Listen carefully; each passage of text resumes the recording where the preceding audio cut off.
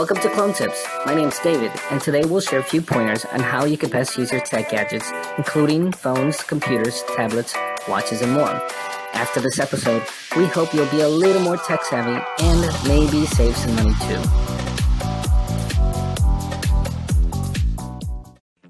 Welcome back to CNET's live coverage of CES 2021. I'm Lexi Savides. Now, it's no secret that CES is a huge television show. So to break down all of the new announcements, all of the trends and everything coming to our living rooms in 2021, I am joined by CNET's TV guru, David Katzmeyer. Now, it's pretty well common knowledge at CNET that anytime any one of us needs to buy a new TV, David is the first and only person that we hit up for all of our TV knowledge. So David, thank you for joining me today. It's so great to have you today. So obviously, you know, there's a lot of stuff that we're going to see in our living rooms over the coming year, but LG Display is always the most out there sort of technology, and it kind of really sets the stage of innovation in terms of the TV space. So give me a bit of a lowdown on what we've seen from LG Display and the cool stuff, the wacky stuff, the most out there stuff that is coming our way.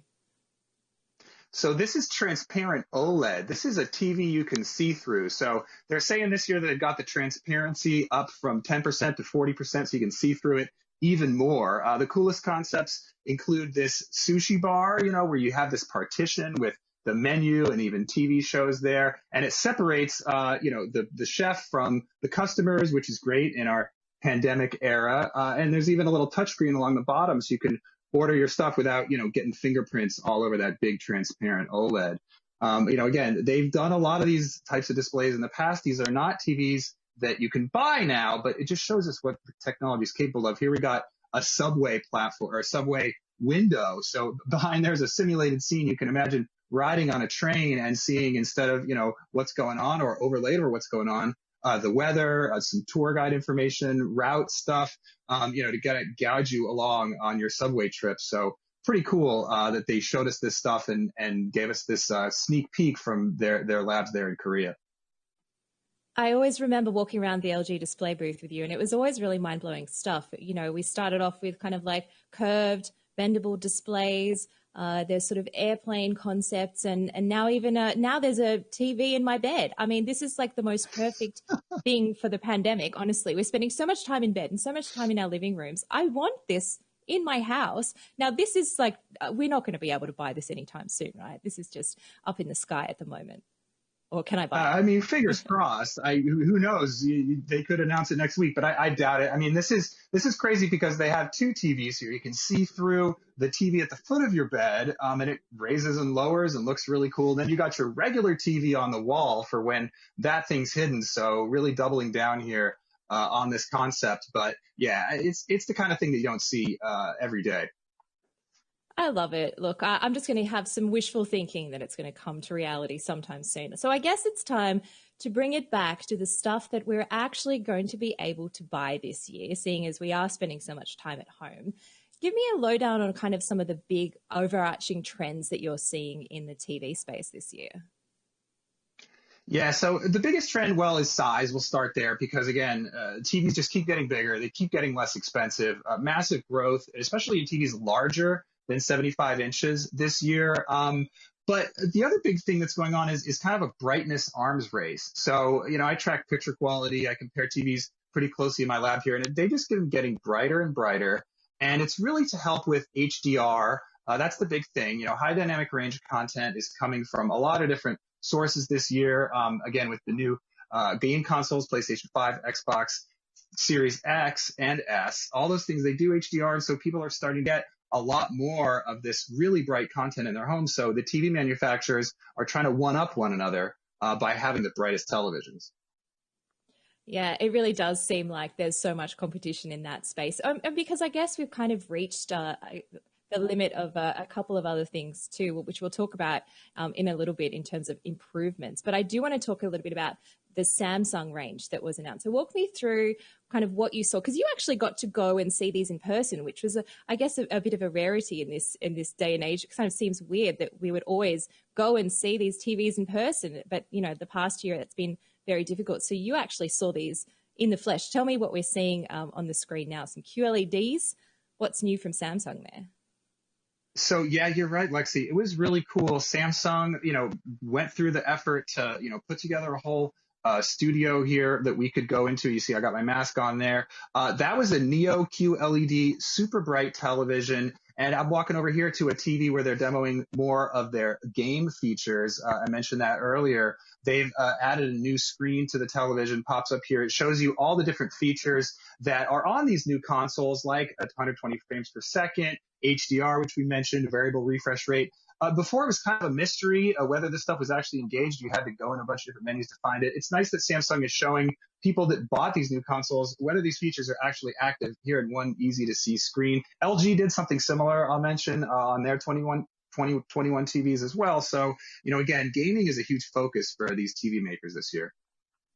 Definitely, especially with all the consoles coming out, which just kind of seems to be a big driver to cause people to upgrade their sets. But let's talk about the other Samsung stuff that we've seen. Now, the frame. Now, this is something that isn't exactly new. We've seen this before. It's kind of like Samsung's beautiful way to display artwork in your home. It looks a little bit more stylish than your traditional TV. What's new with the frame this year? So the frame is one of these things that's been around for a couple of years. I think 2017. It first was debuted. We're actually seeing some LG OLED stuff here instead, but the frame is Samsung's.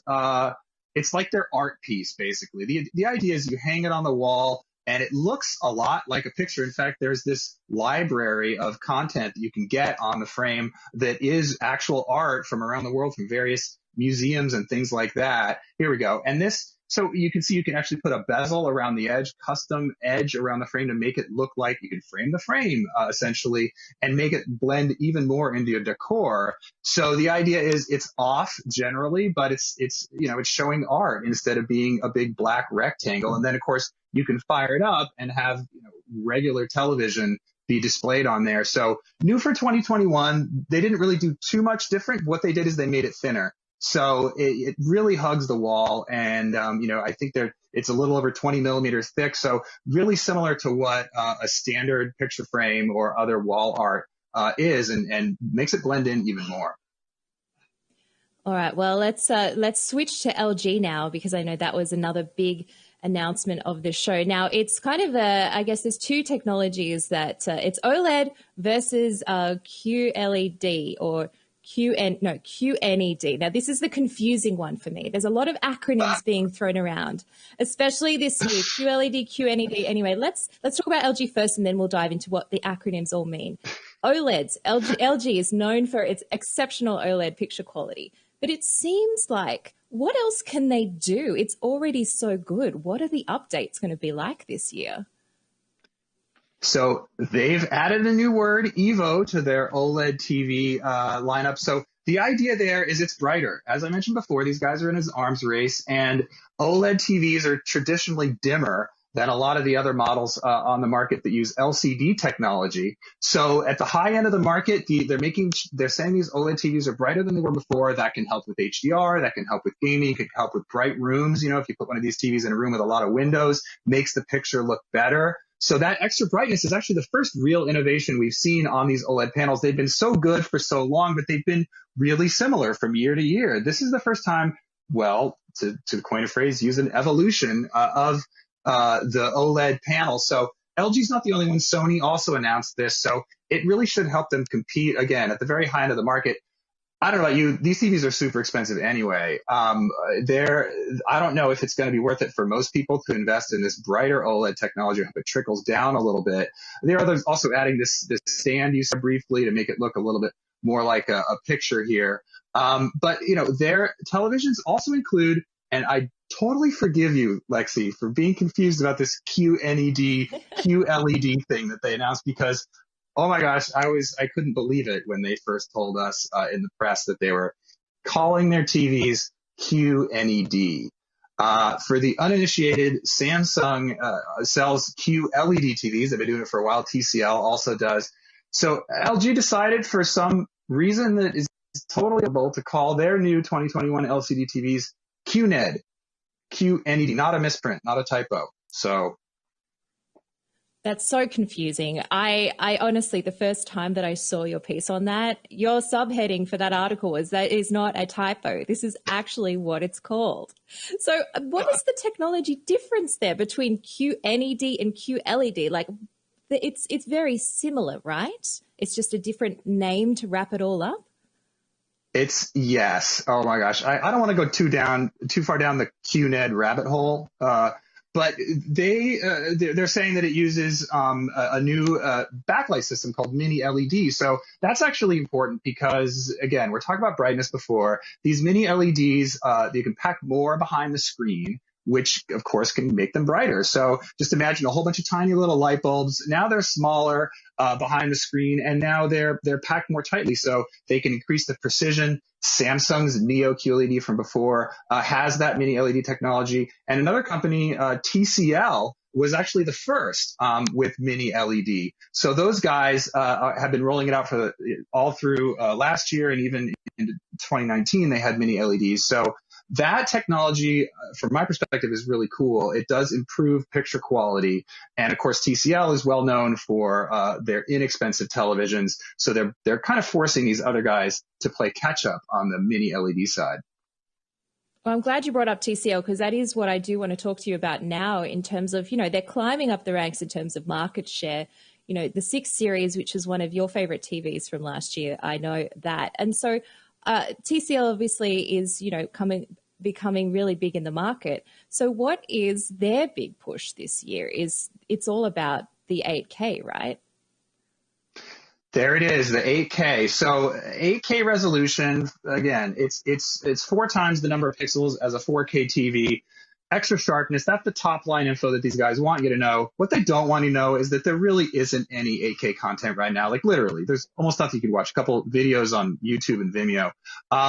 No real sign of that changing anytime soon. And so you're stuck with these big TVs that have all these extra pixels with nothing to fill them. Also, it's really hard to see the difference. 4K TVs are super duper sharp. They kind of approach the limit of human vision already. And unless you're talking super gigantic pictures that you're sitting really close to, I've seen these things. It's hard to tell the difference in person with that extra resolution. But TCL's saying, you know what, we're going to sell an 8K TV anyway. It's going to be their first one for 2021. And as I said, those guys really do push the market pricing down. I mean, they have, as you said, great market share. They're the number 2 TV manufacturer in the United States, TCL, after Samsung. So that's pretty cool. And this new 8K TV they're saying is going to be cheaper. Well, with that in mind, I mean, you're talking about the lack of 8K content. There are consumer devices like phones that are able to film in 8K, albeit, a little bit choppy. But is this the year that you think people should be finally looking at 8K TVs? Because I remember like the past 2-3 years, you've told me explicitly, like, it's no point buying an 8K TV. Like, don't do it. But maybe this could be the year. I mean, there's AI upscaling technology. There's a little bit more 8K content. Maybe you could just play something you filmed on your phone. Or is this the year to finally pull the trigger, or should I just wait a little bit longer? Yeah, Lexi, you should wait. It's sorry. This is 4K again is perfectly good. And until we see, the real issue is until we see these prices of 8K TVs become affordable. So right now, to put it in perspective, the cheapest 65-inch 8K TV you can get is from Samsung. It's $2,800, $2,700, $2,800. That's more than double. It's triple the price of TCL's excellent 6 Series, and more than double some of the really good 4K TVs out there. It's more than a 4K OLED TV, for example. So that's crazy. If TCL comes out with a TV that's 8K resolution in the 6 Series, like they're saying, maybe if it gets down to $1,500, that's a huge discount compared to the current line. But then you have to look at the OLED TVs and go, those things have better picture quality because they have really high contrast, excellent viewing angle, all the things we've been talking about with OLED for the last few years. And you know what? If you can't really see the resolution improvement, is it actually worth getting, an 8K LCD versus a 4K OLED at the same price? I would still say no. Again, I haven't seen these in person. We'll see how really good they are, and maybe we'll be surprised. I mean, apparently the Olympics, if it happens this year, is going to be, filmed in 8K from Japan. So that would be your first real flagship piece of 8K content. So my bet is no. Maybe wait till 2022 or maybe even later for these 8K TVs. All right. Well, my wallet thanks you very much. And David Katzmeier, thank you for joining me today for all of the best TVs of CES 2021. Make sure you keep it here on CNET for all of our live coverage around the show on YouTube and CNET.com. And stay tuned. Up next, we have a deep dive on the future of 5G in 2021 and beyond.